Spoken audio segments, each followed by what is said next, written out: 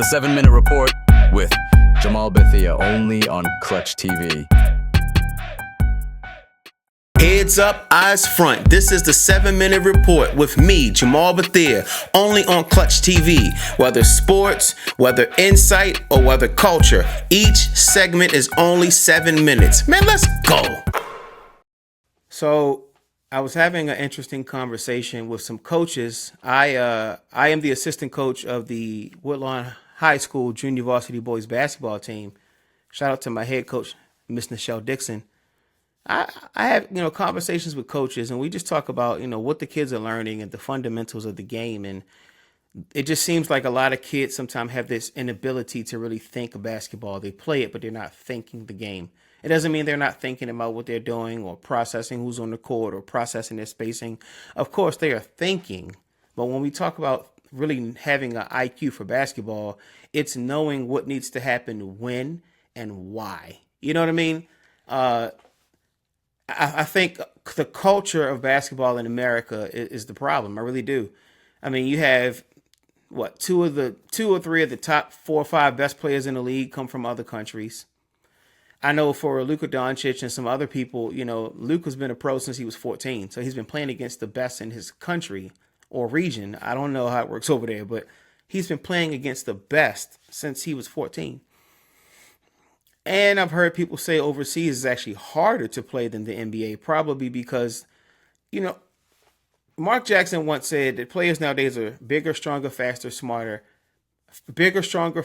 more talented, but they're dumber. And it just resonates because, not that you want to call anybody dumb, but when you watch how they play basketball, especially with the evolution of the three-pointer becoming more prominent, I see guys going fast breaks now and they're spraying out to the three-point line. And it's like, that tells you how the game has changed. Because typically you sprint your lanes and then you turn in towards the basket waiting for the pass. But now these guys are literally spraying out to the three-point line. It's like, why are you shooting that on a fast break? And I talk to my players about situational awareness. You have to know when to do what.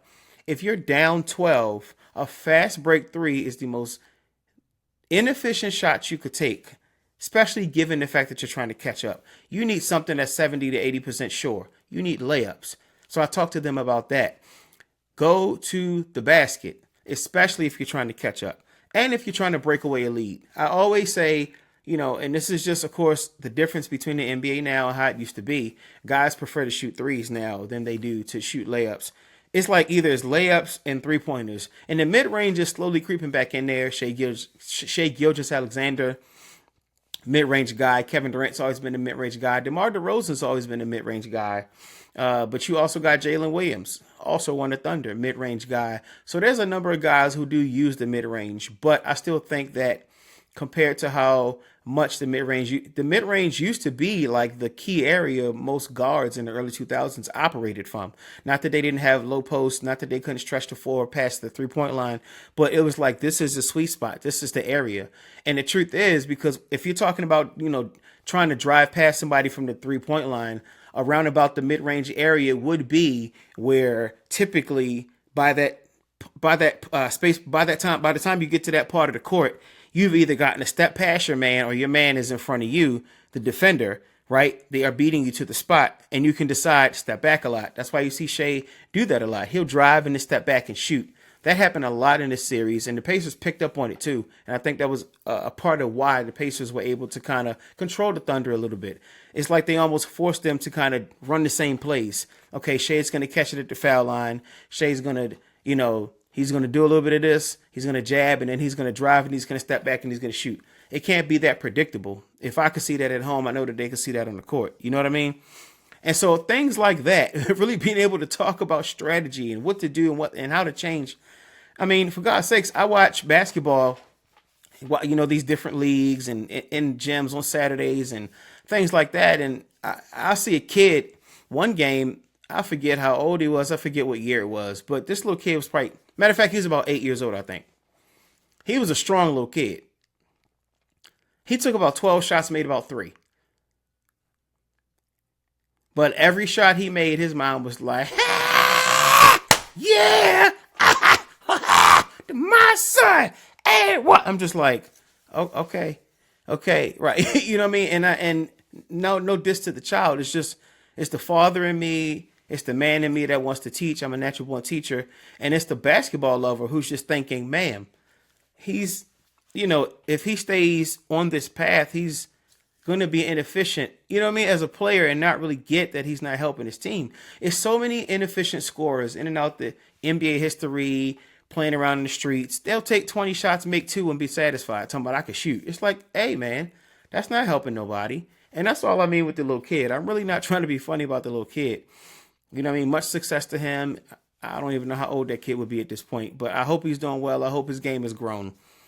Not to say his game couldn't grow, but I'm telling you, you watch the NBA sometime and these guys have the same knowledge gaps. And you're just like, you didn't know that was not what you should have done right there. Like you didn't understand that the pass should have went to the wing, right? Like little things like that, like really understanding the game. And so basketball culture has to change. We need to teach more fundamentals. I think we've gotten so much into the entertainment aspect of basketball that we sometimes forget that the fundamentals at least mean just as much. And I say, most people will say fundamentals mean more than entertainment.